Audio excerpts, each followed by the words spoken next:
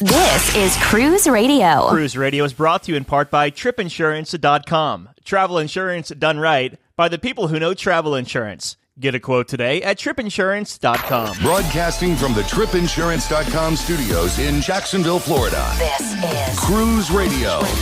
Earlier this year, Marcus took a cruise on the Marella Voyager. It started there in Tenerife, went around the Canary Islands, and ended in Madeira. He joins us on the line to talk all about it. How you doing, my friend? Hi, Doug. How are you? Very good, thanks. Good. Thanks for having me on the show. Yeah, absolutely. I'm excited to hear about this ship. It was actually a former Celebrity Cruises ship, the Celebrity Mercury. I believe it transferred around 15 years ago or so. But it's the Marella Voyager now. You decided to take this one on a 7-night cruise around the Canary Islands mostly. So before we get to the ship itself, we'll take a step back as we always do. Give me some pre-cruise thoughts here. What made you want to hop on this 7-nighter? We actually did consider going on, because we typically cruise around this time of year every year. And this year, unfortunately, because of life, we had a few less days available for us to do the cruising. And so we didn't feel like flying too far away from Europe where we reside. So that's why we narrowed down our search to the Canary Islands or the Mediterranean, really. And this cruise stood out because it was a good deal. And we were quite curious to try the Marella Cruises product, which we'd never done before. Living over in Sweden and Stockholm, is Northern Europe cruises pretty much out for you, or will you do certain itineraries? We've only done one Northern Europe cruise. Prefer to cruise elsewhere, to be completely honest. And also this time of year, we took the cruise in March, and at that time, it's a bit too cold to cruise in the Northern Europe, in our opinion, anyway. You made your way from Stockholm down to Tenerife. How long of a flight is that? That's around 6 hours. Okay. So it's not too bad anyway. And it's the game changer for us on this occasion was the fact that there is hardly any time difference to consider, which was good because we really had to squeeze those days in. Mm-hmm. Any pre-cruise time in Tenerife? We did 2 nights actually in Tenerife prior to boarding. We like to just unwind a bit and get into the vacation spirit. We managed to get that time in as well, and we rented a car and traveled around the island a bit to see more of Tenerife. We've been there before, but it's been many years, so it was good to see it again. Now, is this a package deal? I've seen these Marella ships like in Barbados, I believe, in the Caribbean, and I've seen like the TUI planes come in and the passengers get off. Is this a package deal where you bundle the cruise and the air and everything together, or are you booking your own air separately? We booked our air and cruise separately, but to be completely honest, I would imagine that 95% of the customers on the ship were part of the fly cruise package. Marella is essentially targeting the UK and Irish market exclusively. I think they had 20-something departure airports in the UK that connected to this cruise. So that's definitely the norm to do the flying cruise package. But for us, we were, I happened to notice when we checked in and we had our cruise cards handed to us, I think there were 3 of us who did cruise only on this particular cruise. So most of them are, like you said, part of the flying cruise package. And you had 2 days there in Tenerife. What highlights did you hit on those 2 nights? The goal for us on this vacation was really to just unwind and relax. So that was, we checked into a resort and we just enjoyed some island time. Fair enough. So it's time to board the Marella Voyager. How was the embarkation process there at Tenerife? And how long did it take you from the curb to the ship? This was really the smoothest process we've ever been through because of the fact that 95% of the customers, like I said, were part of the package, Their flights did not arrive to the island, I would imagine, until around noon or around that time. And the boarding time on the ticket that we were handed when we booked the cruise actually said that boarding starts at 2 p.m., which is, as you know, fairly late compared to what you do in Florida. In this case, we took our chances and we got to the terminal at around 12:30, maybe 1 o'clock. And it was empty. It was literally just us and 10 staff in the terminal. So from the time we got out of the taxi until we were walking towards the ship, if I'm exaggerating, it was 5 minutes, but probably closer to 3 minutes, something like that. It was extremely smooth. They took the suitcases away from us as soon as we walked into the terminal, and we were handed the cruise cards basically in an instant, and we were off towards the ship. So it was extremely smooth. Now, Marella Voyager isn't a mega ship, so you walk on board. What were your first impressions? as you say, she's 30 years old. And as such, we kind of had our expectations set along with that. But we were very positively surprised. I mean, you can tell from the way that the orientation of the ship, if you study the deck plan, you can see that, for instance, there is no major atrium, which is kind of the norm for a big cruise ship today, where there's lots of activities throughout the day and night. That's not the case on the Marella Voyager. It has an atrium, but it's not the center of attention like it is on other ships. And you can tell that the decor, you can tell that there's some areas of the ship where it shows its age, basically. But generally speaking, it's in really good shape. It's spotless. It's super clean, and the crew was amazing and very, very helpful right from the start, actually. So the first impressions were really good. What kind of stateroom did you book for this 7-night cruise, and what did you think of it? Yeah, we kind of lucked out on that, actually. We had booked a junior suite, and that, I believe, during the Celebrity years, that was called a Sky Suite on this ship. But I monitored the Marella booking site for our sailing the weeks leading up to our cruise, and I could see that they still had quite a few executive suites available. So I sent an email a couple of weeks before departure, and I said, I can take one of those expensive executive suites away from you and trade you a more desirable junior suite if you want to. And they took me up on the offer, basically. So at a relatively small cost, I could upgrade to an executive suite. And that was really, really nice. It was up on deck 10, and it was just recently renovated. So yeah, that was a big advancement for us, and it was well worth the money spent. What kind of perks are attached to an executive suite? Yeah, this also differs a little bit with Marella, I suppose, compared to... we mainly cruise, I should say that as well, we mainly cruise with Princess and Celebrity before. So our references are around those areas, or around those cruise lines specifically. And the Marella will not give you... you don't have a lounge, for instance. You don't have the butler service or anything like that. But you do get... the cabin itself is really well appointed. It has all the plugs... you can think of. It has the USB plugs bedside. It has lots of European sockets. That's at least what I could tell from looking around. It has 2 large TVs, a separate bedroom and living room area, a walk-in closet, and the services you get you get something called a suite service included, which means you get priority embarkation. Not a big issue, obviously, on our departure. You get a bottle of champagne on arrival. You get complimentary laundry service. You get a complimentary internet package. And you get, I believe, you also get reserved seating in main dining room for breakfast and dinner. I didn't investigate, to be honest, but I think that's included as well. So you get some perks that are very nice, obviously, if you're enjoying an executive suite. Sounds like you made the right decision with the executive suite. Yes, definitely. We didn't look back. That's for sure. It was well worth, and especially because the weather on our particular sailing was looking to be a little bit hit and miss, to be honest. So from that perspective as well, this gave us just more space and a huge balcony with a hammock that was very nice as well to rest in. I want to talk about the dining experience and the food on Marella Voyager here. So we'll start in the buffet area. What did you think of the food in there, and did it ever feel too crowded throughout the week?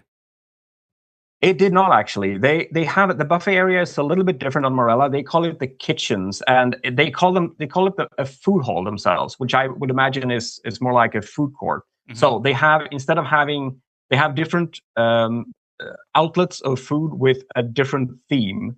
And that menu changes, I would say, 2 or 3 times during the week. So you have a Greek stand, you have an Asian stand, you have a sandwich, a salad bar, and you can obviously then choose to sit wherever you want to.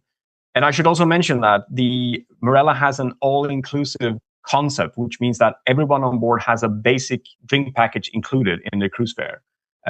So for that reason, there's also fountain soda, beer, and even red and white wine on tap available for everyone to self-serve, basically.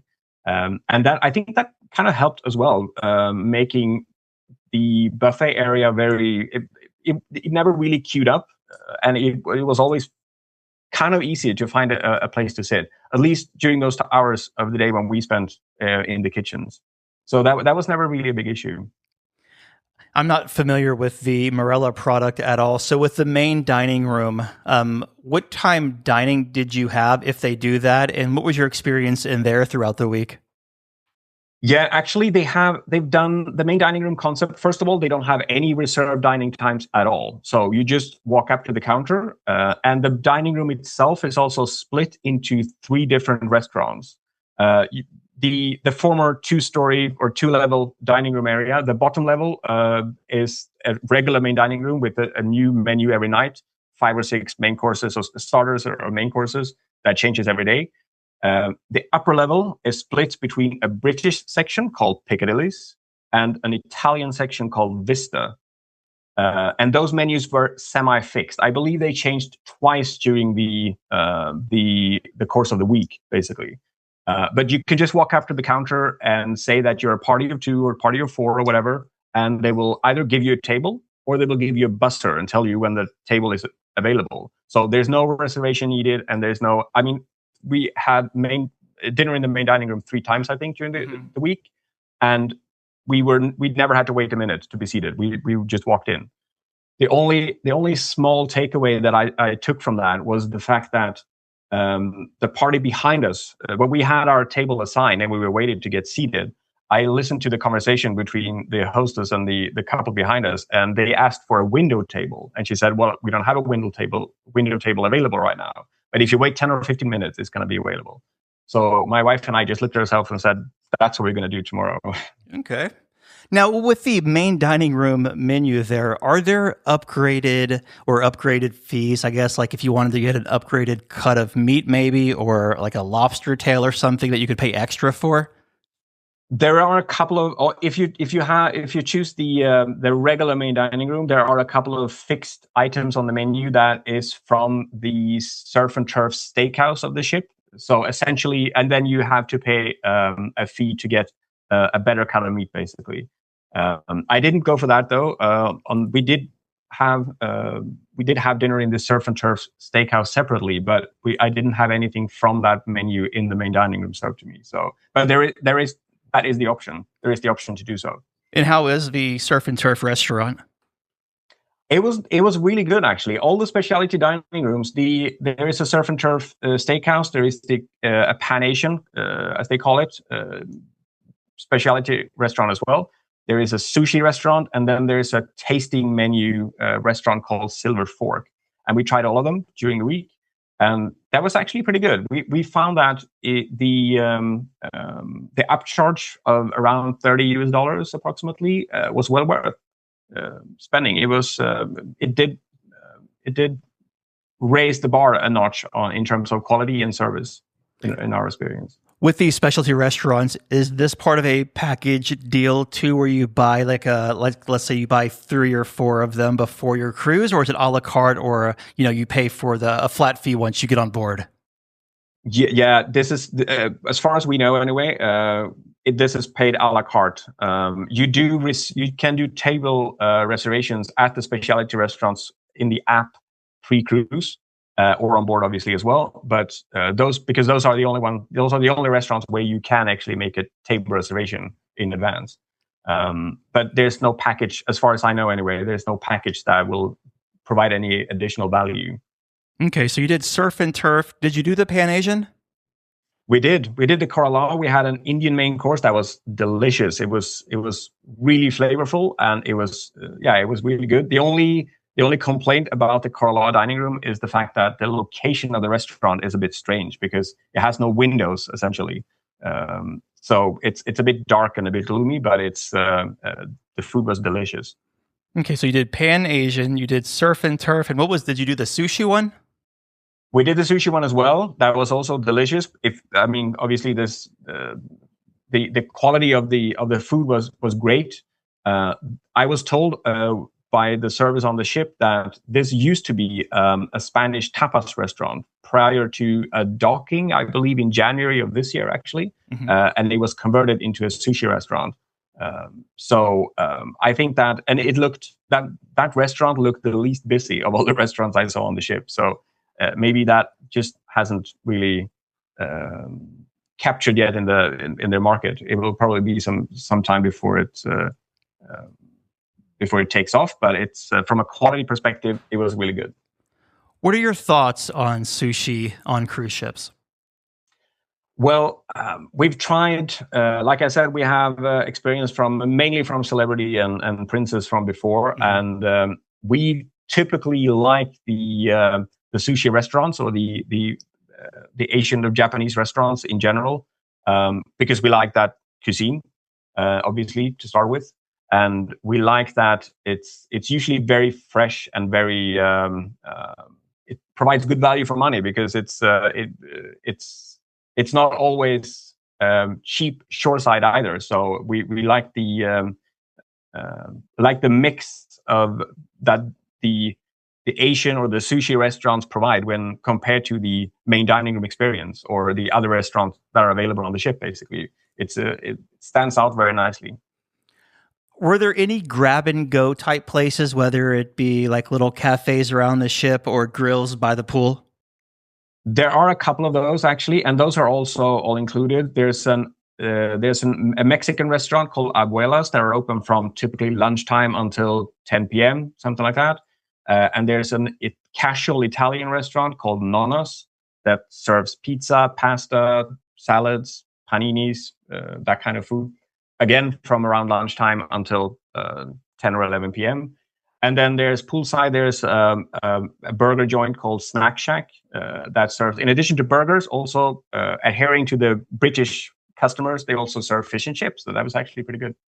All right. Well, let's talk about the entertainment on this 7-night cruise. How did it stack up for y'all?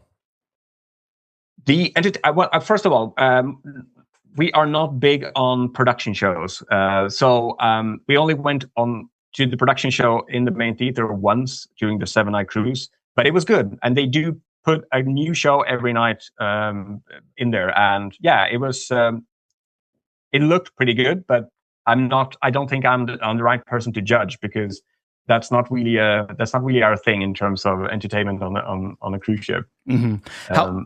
How about outside of the theater? Any kind of music catch your ear, or trivia, or anything like that? Yeah, we did a couple of trivias. They do. They have a dedicated venue on board, actually called the Arts House, which seemed to be very popular. Where you could do puzzles, you can do crosswords, you can do trivias, you can do music quizzes and things like that. It was just very, very. It looked very busy, and it looked very. People were engaging in the various activities. In addition to that, there was also a comedian on board. There was some sort of party band playing by a poolside in the afternoon, and then later in another venue inside later at night. There were a couple of solo musicians. I can't remember. It was a violin player, I believe, and there was a few other entertainers as well, and they all did a really good job. From what we heard, it was all really good quality. But like I said, we're just the production shows that we haven't really the same experience with. Are the casinos or the casino, is it non-smoking? The entire ship is actually non-smoking. There are two dedicated areas, smoking areas, and those are all both outside on the promenade deck. Mm-hmm. The casino, however, from the Celebrity days has been converted. The casino area is actually now the specialty restaurant area, and the casino itself has moved to the nightclub on deck 12, I believe, which is the former Navigator's Lounge, I believe, when it was Celebrity. So yeah, it seems like the British audience is not big on gambling in general, and even when I saw the casino-like facilities in the electric rooms, as the nightclub is called, it wasn't very popular at all. But it was smoke free for sure. Yes, there was one venue on board though that I like to mention that was kind of cool, and it's they call it the Exchange, and I believe it is the former Michael's Club when the ship was with Celebrity. That is a speakeasy bar, and it has a 1920s theme, and it's. I think it's 3 nights. They do a show, very guest engaging show at the Exchange that you need to pre-book and prepay. And they serve. They have a separate cocktail menu. It just seemed like a lot of fun, actually. And it was sold out, unfortunately. I didn't find out about this. Poor research on my part, but I didn't find out until we got on board. And all the 3 shows were sold out. On the other nights, though, the venue is open as a regular bar. The bartenders are dressed appropriately in the 1920s theme, similar to what's done on Princess as well, with the I can't remember Yes, Spellbound. Correct. I was going to ask because you caught my attention with the speakeasy. So whether it be MSC, Margaritaville, or the Princess one, is there mystery around it? Like the ones in Vegas are behind a picture on the wall or behind a crazy wall that swings open. Once you know, you know. I mean, it's not like I know that the World America, for instance, they have you need to have an invitation only, and there's a password you need to exchange and stuff like that. That was not the case with the exchange, at least not on the regular days when I managed to get in there. But it's not secretive. It's definitely a different venue compared to all the other ones on the ship, and it's behind a closed door. It has a completely different atmosphere in there, completely different type of music, and yeah, it's just a cool, different place. It's well worth a visit. This sounds like a pretty port-intensive itinerary, but how were the sea days? Out of the 7 days we were on the ship, we had 6 ports to visit. So we only had 1 sea day. The weather was a bit hit and miss on that day. It was not a big problem. Kind of handled being a smaller ship, but also having less people on board, I suppose. It was never a big issue. Crowds were never a big issue. All right, well, let's talk about the ports of call since you did so many of them here. And I am curious, so the cruise started in Tenerife. Does it leave on embarkation day, or are you overnighting there and then starting, I guess, the cruise on day 2? There were no overnight ports on this itinerary. The ship left at, I think it was 11 or even maybe 11:30 p.m. on the first day of the cruise. And the reason for that was that people were connecting, obviously. And the next day, was Gran Canaria, which is the second turnaround port on this itinerary. So again, we arrived in port, I think it was at 5 a.m. in the morning, and we stayed until 11 p.m. So it was pretty long days in Tenerife and in Gran Canaria, but none of them were overnight. How was your day in Gran Canaria? It was great, actually. We did an excursion through the cruise line to a wine, and it was a wine and coffee tasting event, basically. And it was they had a winery which also made their own coffee. That's how they advertised themselves. That was really interesting, and it was really good. It was a really good experience. It was a different experience for sure. They did tell us in the when you booked the event that even though the fact that because the winery was in a valley. All the Canary Islands are very mountainous, and the weather changes like in a heartbeat. The weather will change. So the fact that it was 75 degrees and bright sunny when we left the ship, when we got into the valley and we got to the winery, it was 55 degrees and pouring down rain. So it was, and they had told us about that obviously from the beginning because it was going to be. They told us to bring a jacket or. If you're cold, to bring an umbrella and things like that. So we were well prepared, but overall, it was a cool event. It was good to see how they harvest the grapes and how they roast the beans and all of that. It was around a 4-hour excursion in total, and it was great. Once we got back to the ship, the weather cleared up as well, so it was all good. Good day. You leave Gran Canaria. What was your next port of call, and what did you do? The next port of call was Lanzarote, and the Lanzarote is another one of those volcanic islands where you have really black sand, which is typical for Lanzarote. We docked in Arrecife, which is the island capital. Not really my favorite island on this itinerary. I had never been there before. We did a walk around on ourselves around the old town. They have a couple of cool old buildings and old fortresses around the port area that is very easy to get to. Around 25, maybe 30-minute walk from the ship. So we looked around the old town, basically, had a quick lunch, and then we head back to the ship. It was, like I said, it was not our favorite island on the itinerary. Okay. And then what was up next?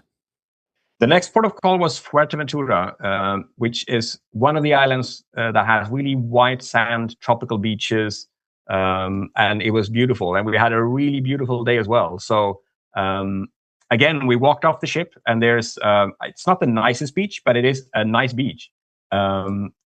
Just 10 minutes away from where the ship docked.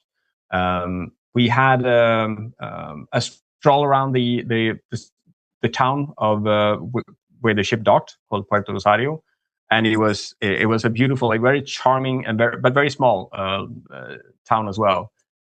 And then we spent a day on the beach. Basically, it was really relaxing, and it was very nice, and it was beautiful weather.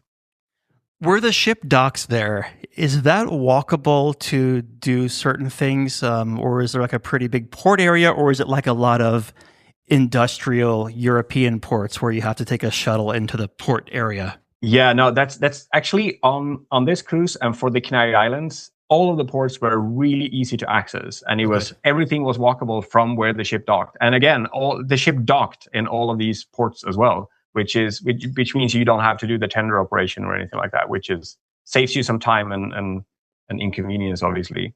Yeah. So that was one of the pros, definitely, with the Canary Islands cruise, the fact that everything was very accessible and there is no need for shuttles. So if you count Tenerife, this is you did 4 in a row here. Did you have a sea day to break it up, or did you keep going?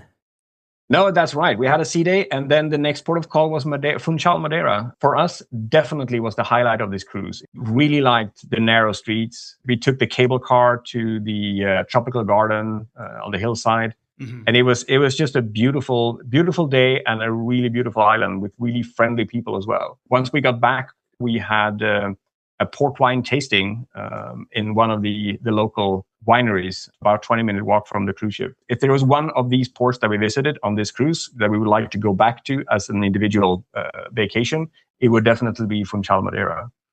I was going to say, even like where the ship docks, 'cause I've been there a couple of times on transatlantic, so you could really just, I mean, it's so picturesque, right? I agree. Yeah, no, it's really, and there's, if you take the cable car to the tropical garden, there's literally flowers everywhere, and it's really beautiful. And I believe you had one more stop. The last port of call before returning to Tenerife was La Palma, which was the smallest island. I believe it is actually the smallest island of the Canary Islands, of the 7 islands as well. And this was a bit of I would say a dramatic port, but it was definitely the smallest port entrance as well.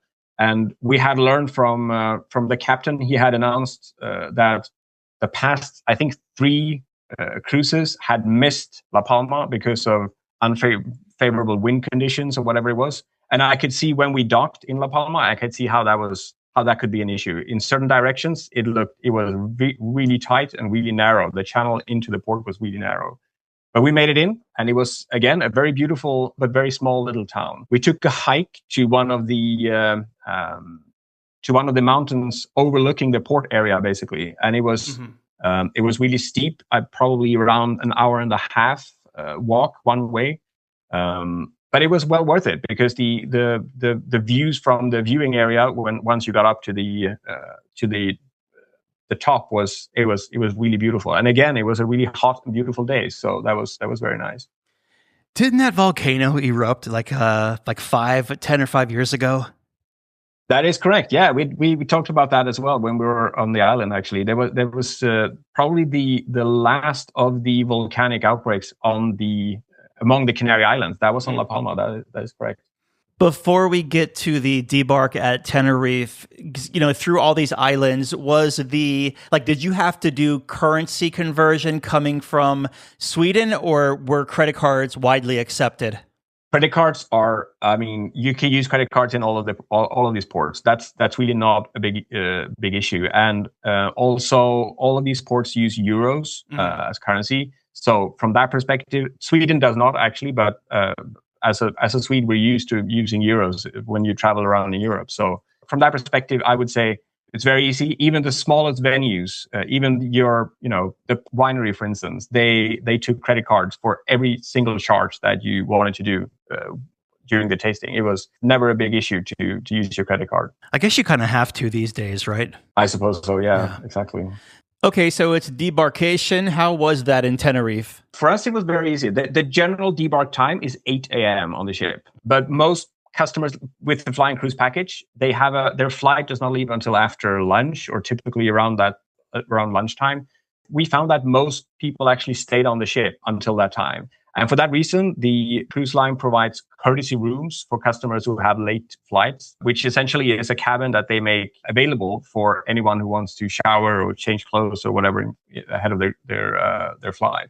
staying on the ship is kind of it's very easy anyway to do. I also found out on the last night of the cruise that you can, at an additional cost, extend your stay to keep your own cabin, basically. We didn't on this because we had an early flight, so it didn't make sense for us. But again, that's a pretty nice way to extend your holiday or extend your vacation by another full day. And you can walk ashore and you can do whatever you want to do on Tenerife on your last day, and use your cabin as your as usual, basically, and then just walk off and fly home and later at night. Debark was as easy as embarkation, I would say. We opted for a self-assist, so we just walked off the ship at 8 a.m. and there were no lines anywhere. There's no, since we stayed, the whole itinerary is within the EU or within Europe. There's no need to show passports or border controls or anything like that. So there are really no lines anywhere. Very easy. I love that they give a guest or a day room for you if you have a late flight, because I would typically get off the ship and then get a day room from like dayuse.com, or I think hotels for a day, whatever it is, and pay between $80 and $200 for a block of like 5 or 8 hours. So doing that and being able to leave at your leisure is awesome. Yeah, that's pretty convenient. I agree. All right. Well, looking back here, do you have any first-time tips to offer anyone sailing Marella? I mean, this is our first time ever doing a Marella review in the show's 17-year history. Well, I think that Marella is definitely, it's worth a try because it's a little bit different. We were quite excited to see what the 30-year-old celebrity ship how that would perform, because the cruise before this one, we were on the Sun Princess. So obviously that is the other end of the spectrum, really. It's a big ship. It's a new ship. And this was a 30-year-old ship, and it's by comparison, a small ship. So we were kind of excited to experience the contrast between them. And Marella Voyager is in really good shape. She's spotless, and she's definitely worth a try. One of the areas that we did a tour of the spa area, but we decided in the end not to go for a pass. We did go there once. That area was really something special. It's again newly renovated, and it gives you access to a private sun deck at the very front of the ship, basically. During the time we were there, and even during the tour we were there, it was almost empty. That's something I would recommend. And you can also, and that's an added bonus, you can also use that area on the day you leave if you buy a pass. I have another question here because it is such a British cruise line. If you were to go to the casino, do the machines and tables take pounds? And if you were to get a drink at a bar with an upcharge that wasn't included, would that be listed in British pounds? Yeah, no, that's a good point. Everything, all the currency on board is in British pounds. So Everything listed on any additional charges. You do have like I said, everyone has a basic drink package included in the cruise fare. There is a premium drink package as well that you can go for. That gives you better brands of liquor, a different menu, cocktail menu, and better brands of beer, basically. But the disappointment for me was that it didn't really provide any additional value in terms of wine selection. If you wanted to go for a better wine or a premium wine, you would have to purchase one by the bottle. And again, that would then be purchased and your onboard account is settled in British pounds. Having sailed Princess and Celebrity so much, what is the vibe like on Marella? To be completely honest, I had imagined it would differ more than it did. It seemed like, if you cruise in Europe, there is a fairly large proportion of British customers, even on Princess or even on Celebrity. So from that perspective, that may influence the vibe on Princess or Celebrity cruising in Europe anyway. The only thing I would say is that Marella Voyager is definitely not a new ship. It doesn't have all the bells and whistles that the new ships have. It doesn't have the water slides, the ice skating rings, the bumper cars, or none of that. But they still have a fairly family-oriented audience. We managed to pick a cruise in between school holidays. So on our cruise, it was mainly an older or adult crowd. But you can tell that there's lots of activities for kids on board, just not the spectacular ones that you find on newer ships. On this cruise, I would say the vibe was very similar to what we find on Celebrity and Princess. What was the biggest highlight of this cruise for y'all? I would say Madeira and Funchal was the biggest highlight. In general, the relaxing and the atmosphere on the ship and the cabin, for sure. The executive suite was an amazing cabin to stay in. In closing here, your final thoughts of the Marella Voyager. Like I said, we were on the Sun Princess before this one, and we find that we like the smaller ships better than the big ones. That's one of the conclusions. It's really refreshing to see an older ship that keeps up really well in terms of quality, in terms of standard, cleanliness, and the offering. I mean, the fact that you have in total, I think, 8 different dining venues to choose from, of which 5 are included. It's not bad. It's on par with some of the newer cruise ships out there. So it's a really good product, and it's well worth trying. We've been talking with Marcus about his 7-night cruise aboard Marella Voyager. Marcus, thank you so much for sharing your review with us. We really appreciate it. Thank you so much, Doug. Thanks for having me, and thanks a lot for the work you do. Just back from a cruise? Let's talk about it. Email Doug at cruiseradio.net. A big question we get at Cruise Radio is, how do I know if I need trip insurance? Simple answer. If you're getting on a plane, taking a road trip, or getting on a cruise ship, you need to have travel insurance. Hey, it's Doug Parker from my friends at tripinsurance.com. Not only does tripinsurance.com protect your vacation investment, but it also gives you peace of mind in case anything were to go wrong on your trip. How do they do it? They offer 3 different types of trip insurance policies. Good, better, and best. One policy for every vacation budget. But it doesn't just stop there. They're up to 40% lower when you shop around on other comparison sites. Plus, tripinsurance.com offers 24-hour customer support before, during, and after your trip, online claims assistance, and travel alerts to let you know what's going on at your destination. But find out for yourself. Check out tripinsurance.com. All right, Dougie, let's see what we got for you, buddy. Cruise Radio is produced at the tripinsurance.com studios in Jacksonville, Florida. Get cruise news, ship reviews, and money-saving tips every Thursday on Cruise Radio. If you've enjoyed this episode, please subscribe to the show. If you want to help spread the word, give Cruise Radio a 5-star review. Find Cruise Radio where you listen to your favorite podcast or online at cruiseradio.net. I'm your announcer,